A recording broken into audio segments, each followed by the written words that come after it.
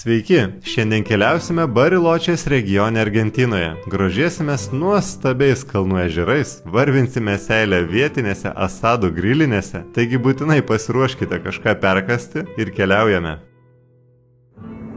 Pagaliau skrendu į Bariločę. Pro langus matau gražius kalnus ir jų kepurės, kurios praktiškai jau be sniego. Ežerus, vaizdai tiesiog pasaka. Kuo žemiau leidžiamės, tuo labiau norisi kuo greičiau viską pamatyti. Jau seniai svajoju apie šią vietovę, noriu pamatyti žalius Bariločę kalnus, tuos garsiuosius ežerus, kurie atrodo kaip iš atviruko. Visi tie vaizdai, žali šlaitai, spindintys vandenys ir tie nuostabūs argentinietiški peizažai. O dar vietinė virtuvė, jautienos kepsniai, kuriuos visi giria. Nekantrauju pats paragauti. Nusileidęs Bariločę, greitai pasiimu išsinuomotą automobilį ir išriedu į miestą. Vairuoju siauromis gatvėmis, o aplink mane kalnai, kurie atrodo dar įspūdingiau nei pro lėktuvo langą. Miestas jaukiai įsitaisęs tarp ežerų ir kalvų, o už kiekvieno posūkio atsiveria vis nauji vaizdai. Pirma diena tik atvykus į Bariločę, keliuosi keltuvų į kalną, matosi žmonės kiti naudoja tam žirgus, kad nereiktų kopti aukštai. Pirmas dalykas, kurį nusprendžiu padaryti, keltuvų užsikelti aukštyn. Iš viršaus atsiveria visa Bariločės panorama, blizgantys ežerai, žalios kalnų keteros ir tolumoje stūksantys sandai. Vaizdas, nuo kurio tiesiog atima žadą. Beje, Bariločę dar vadina Argentino Šveicarija ir nebereikalo. Visų pirma, kalnai. Aukšti, žali, su sniego kepurėlėmis viršūnėse. Primena Alpių vaizdus. Net kai kuriuose namelėse gali pamatyti tą alpišką stilių. Mediniai fasadai, gėlių loveliai po langais, o antra - šokoladas. Čia tikra šokolado sostinė Argentinoje. Mieste pilna mažų šokolado krautuvėlių, kur viskas gaminama vietoje. Vietiniai net juokauja, kad Bariločė turi tiek šokolado parduotuvių, kiek Buenos Aires turi kavinių. Ir patikėkit, tikrai bus sunku atsilaikyti neįėjus bent į vieną. Užsikėliau keltuvu aukštyn į kalnus.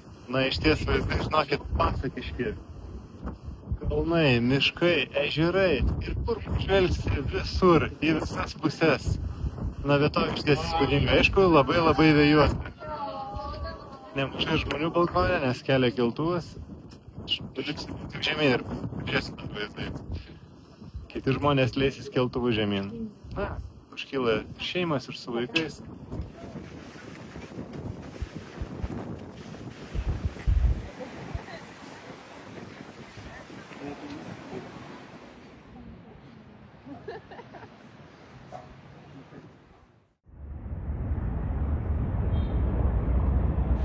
Apsistojau Bariločės miestelėje, išties labai tvarkingas miestelis, matosi, kad skirtas žygeiviams, nes daug parduotuvėlių, daug žmonių su dideliais batais ir vaikščiojimo lasdomis. Na, pasižiūrėsime, kogi gyvena argentiniečiai. Vaikštinėjant netgi jaučiuosi kaip namie, kaip Europoje, nes einant per perėją argentiniečiai praleidžia, labai smagu ir saugu. O gražiausia, kad miestelis randasi prie nuostabaus ežero. Na, dabar einu link jo.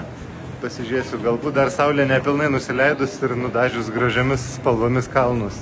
Bevaikščiodamas po miestą jau spėju pajusti Bariločę atmosferą. Ramios gatvelės, gražūs kalnai horizonte ir visur tas šokolado kvapas ore. Pakeliui dar užeinu išsikeisti pinigų, nors kortelę dažnai galima atsiskaityti, bet grynieji čia vis tiek praverčia. Turgelyje, mažose parduotuvėlėse, o kartais net gaunu nuolaidų atsiskaitant grynais. Užėjau į keityklą išsikeisti pinigų vietinių, kadangi infliacija Argentinoje labai aukšta, tai kiekvieną dieną pinigai nuvertėja, tai nenoriu tik nusileidęs iš karto išsikeisti didelės sumos, nes jie tiesiog nuvertės.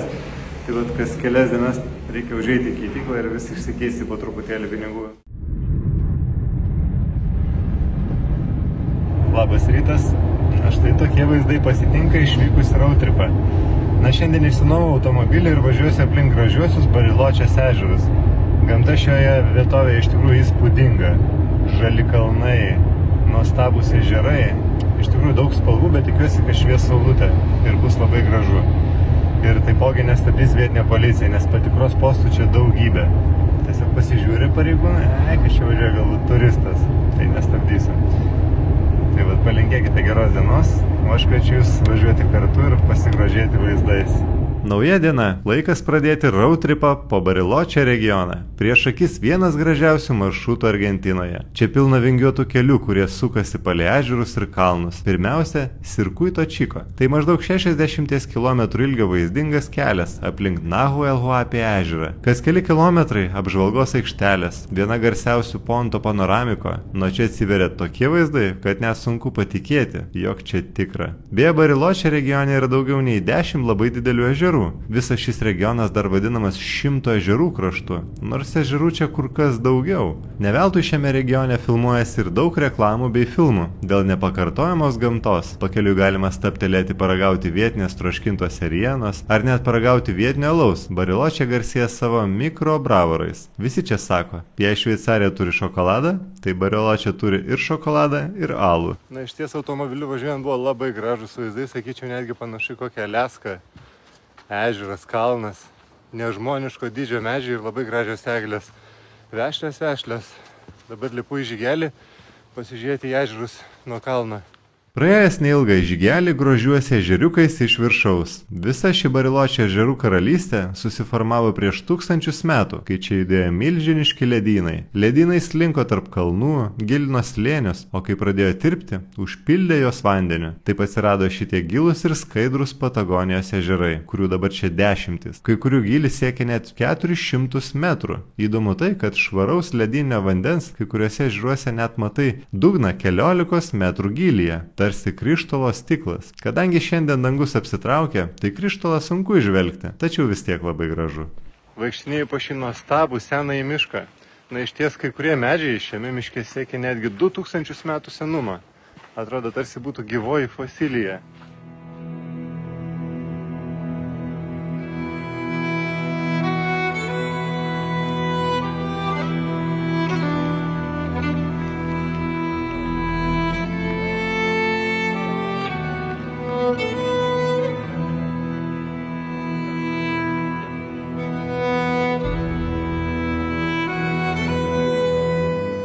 Atėjau į antrą apžvalginę aikštelę. Šioje vietoje išties, ten matosi tos salos turinčios žydrą pakrantę ir matomai gali būti, kad ir žvėrių atklysta, kuomet ežeras būna užšalęs. Tai galima sutikti. Mačiau ir zuikį labai didelį, kuomet pervažinėjau į šią vietovę. Miškas taipogi čia nuostabus, seni medžiai, kai kurie siekia netgi 2000 metų senumą. Įspūdinga vieta ir laikau špygas, kad išlįstų saulutė. Tai bus dar gražesnis vaizdas.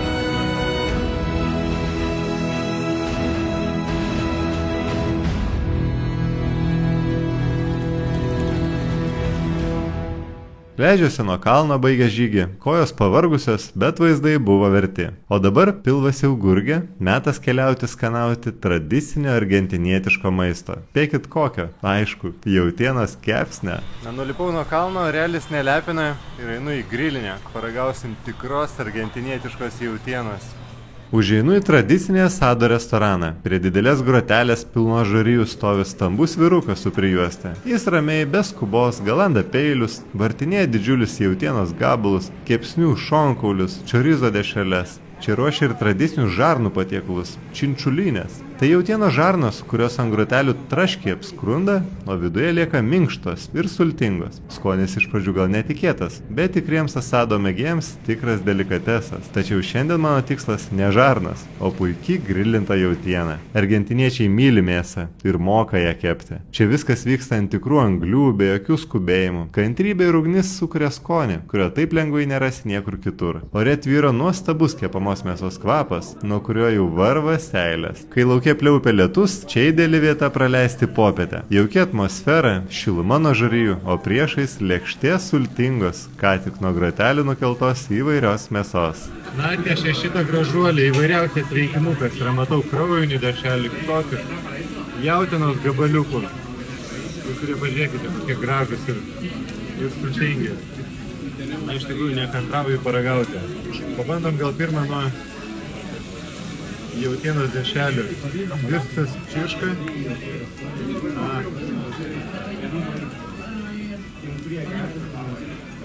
Labai sultinga, nes matosi netgi žolelių dešrelių įmaišyta yra. Pabandome minkštosios išpjovos.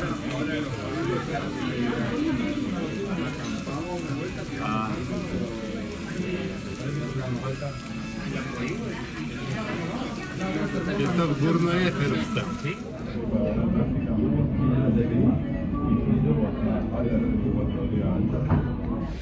Na, šiandien orelis iš tikrųjų prastas. Nepasisekė man laikyti špygas. Pasižiūrėkite, koks turėtų būti vaizdas, o koksai realybėje matosi.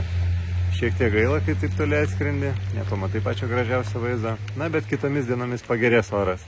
Lietus Bariloče niekada nesibaigia tada, kada tu nori. Taigi nėra kur dėtis, pavalgęs su pilnu pilvu, keliauju toliau. Gerai bent tiek, kad gamta čia graži, bet kokiu oru. Lietus dar labiau paryškina žalią spalvą, kalnai paskęsta debesise, o ežerai atrodo lyg veidrodžiai. Tačiau važiuojant pastebiu, štai yra avarija pakelyje. Slidūs keliai, blogas matomumas, klasika Pietų Amerikoje. Keliai čia neretai siauri, su staigiais posūkiais, o kai dar pila lietus, reikia važiuoti labai atsargiai. Tokie vaizdai čia dėja visai neretenybė.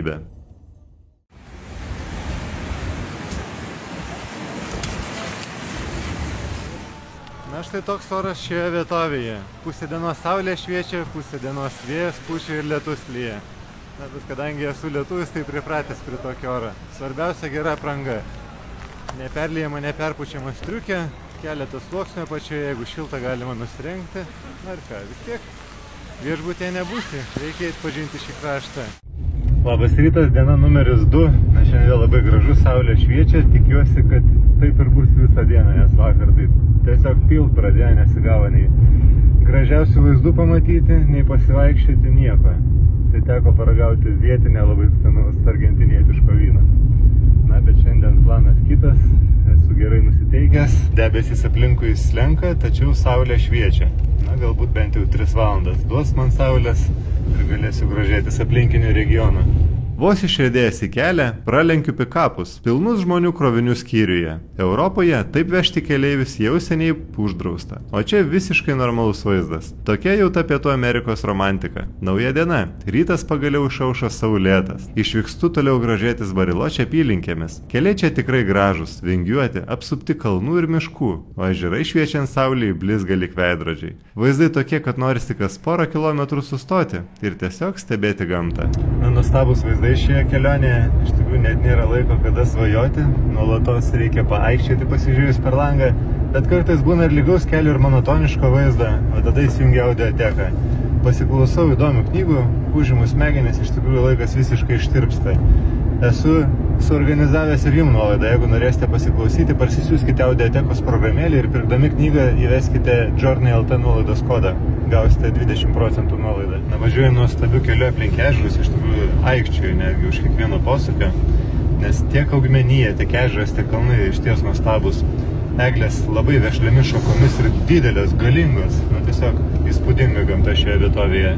Stoviu prie vieno iš daugybės Bariloče regiono ežerų. Šitas tarsi stiklinis, ramus, su kalnų atspindžiais vandenyje. Tobula vieta pakelti droną. Įdomu tai, kad šie ežerai ne šiaip savo. Juos suformavo ledynai prieš 10 000 metų. Kai kurie ežerai čia tokie gilus, kad net nardymo entuziastai atvažiuoja tyrinėti jų dugną. O vietiniai sako, kad per skaidrų vandenį gali matyti net 10 metrų gylį, kaip į akvariumą. Bariloče regionas priklauso Nahuelhuapi nacionaliniam parkui. Tai seniausias nacionalinis parkas visoje Argentinoje, įkurtas beveik prieš 100 metų. Argentina yra 8 pagal dydį šalis pasaulyje. Ji tokia didelė, kad jei pradėtum važiuoti nuo šiaurinio taško iki piečiausio, kelionė užtruktų daugiau nei 2 savaitės, net ir be sustojimų. Čia gimė tango, vienas aistringiausių šokių pasaulyje. Ir šio šokio ritmai vis dar gyvi gatvėse, ypač Buenos Airėse. Bet Argentina garsėja ne tik muzika. Šalis turi daugiau karvių nei žmonių. Ne veltui čia taip rimtai žiūrima jautienos kepsnius. Tai beveik nacionalinis nacionalinė religija. Argentiniečiai išgeria daugiausiai mate arbatos pasaulyje. Geriama iš specialaus indo su metaliniu šiaudeliu. Ir pasidalinti mate reiškia pasidalinti pasitikėjimu. Ir paskutinis. Į Argentinoje kas nors sako mañana, tai reiškia rytoj. Tai reiškia kažkada. Čia viskas vyksta lėčiau, atsipūtus. Kaip ir turi būti tokie nuostabioje gamtoje.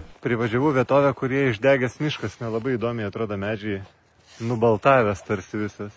Nors gamta čia atrodo rami, Patagonija miškai dega gana dažnai. Kiekvieną vasarą ugnis kyla nuo žaibų, bet ir nuo neatsargių turistų. Sausros ir stiprus vėjai čia akimirksniu pavirsta gaisrais, kurie neretai plinta dienų dienas. Tai didžiulė problema, ypač saugomose teritorijose. Na ką, šiandien ragausime tikro argentinietiško jautienos kepsnio. Esu gerai kepsinėje, matote, kiek daug sultingos geros mėsos. Nes sako, argentinietiški jaučiai gaunasi begalinėse pievose, minta tik tais geriausia žalia, dėl to mėsa labai minkšta, na paragausime. Kadangi dar neatsivalgiau tų nuostabiai sultingų kepsnių, ateinu į legendinį El Bariloche del Alberto. Čia vietiniai sako, kad mėsa kalba pati už save. Restoranas jau veikia 60 metų, kai Alberto su šeima persikėlė iš Buenos Airių į Patagoniją ir atidarė šią trobelę medinėmis sienomis, primenančiomis kalnų namelį. Nuo tada vietiniai ir tie, kas iš toliau atvažiuoja, gyrė jo asadą. Pradedu nuo taurės Malbec vyno. Tamsus, vaisiškas, su tuo tipiniu argentinietišku charakteriu. Idealiai tinka prieš tai, kas laukia toliau. Užsisakiau minkštą jautienos kepsnį, bife de chorizo, sakė vienas populiariausių. Laukiu, kol atneš, o visas restoranas kvepia kepama mėsa. Čia atmosfera tarsi grįžti į senovinius gaučos laikus, kai vakarais būdavo renkasi prie laužo ir dalijasi geriausia, ką turi. Ir šioje vietoje tas jausmas gyvas iki šiol. Na ką, gavau šį mažylį. Užsipilam šiek tiek druskos. Pabandom. Jaunasi, na, tikrai labai minkštai. Pasižiūrėkite. Koks sultingas gabalėlis.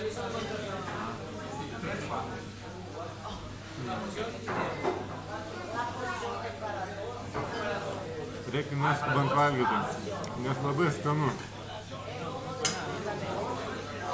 Na, išties idealus grilis. Minkštutė mėsa, jaučiasi, kad prieskonių nedaug, pipirai, druska ir turbūt česnako. Na, išties, Argentinos steikas yra pats geriausias.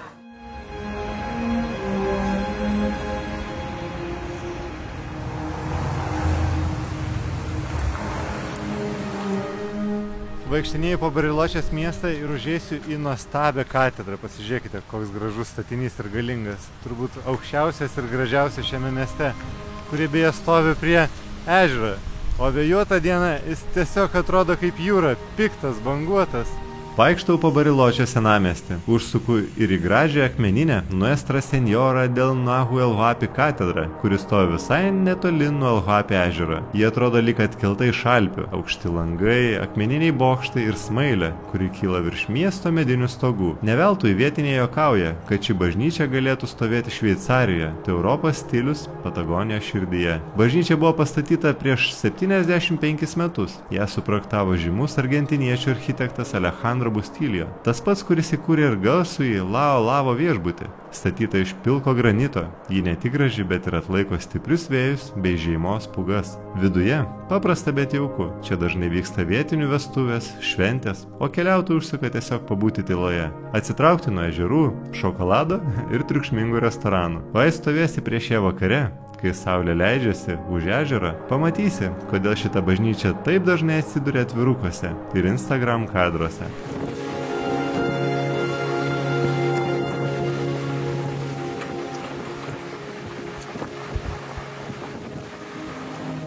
Įdomu tai, kad Bariločė miestas pradėjo kurtis dar 19 amžiaus pabaigoje. Čia pirmieji apsigyveno vokiečių, šveicarų ir italų emigrantai. Dėl jų įtakos miestas ir įgavo tą europietišką išvaizdą, su kalnų nameliais, šokoladinėmis krautuvėlėmis ir net bažnyčia, kuri primena Alpių kaimelius. Oficialiai miestas įkurtas 1902 metais, o jo pavadinimas San Carlos de Bariloche, kilęs iš žodžio Vuriloche, kuris mapučių kalba reiškia žmonės iš už kalnų. Po Antrojo pasaulinio karo sklido kalbos, kad Bariločė galėjo būti Adolfo Hitlerio slėptuvė. Yra net teorijų ir knygų, kad jis pabėgo iš Vokietijos ir gyveno čia iki mirties. Mieste buvo tikrai daug nacių pabėgusių karininkų. Nahuelhuapi ežere yra Isla Viktorija, kurie veikia miškų ūkio stotis, tačiau buvo laikinas kalėjimas nuteistiesiems, kurie dirbo miško darbus. Na o dabar, kol pasakoju, bandau nebūti nupūstas, nes čia taip vėjuota, kad net paukščiai skraido pėsčiomis. Čia tikrai stiprūs vėjai, ypač rudenį ir pavasarį. Gali pūsti taip, kad tiesiog neįmanoma stovėti vietoje.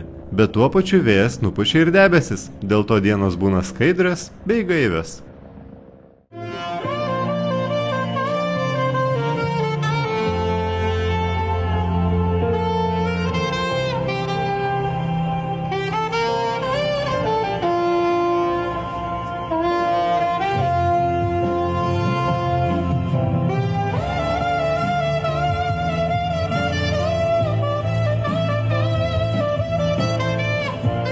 Su šia nuostabia muzika su jumis ir atsisveikinu. Ačiū, kad buvote kartu, keliavote Bariločėje, ragavote su manimi puikios jautienos. Paprašysiu paspausti like, užsiprenumeruoti kanalą, jeigu dar to nepadarėte, nes ateityje bus daug puikių filmų iš viso pasaulio.